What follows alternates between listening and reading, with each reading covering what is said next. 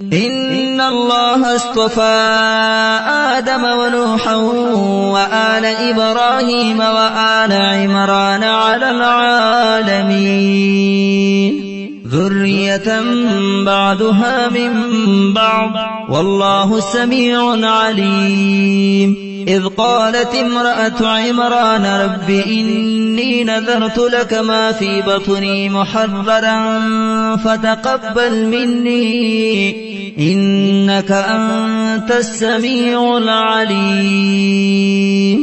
فلما وضعتها قالت رب إني وضعتها أنثى والله أعلم بما وضعت وليس الذكر كالأنثى وإني سميتها مريم وإني أعيذها بك وذريتها من الشيطان الرجيم.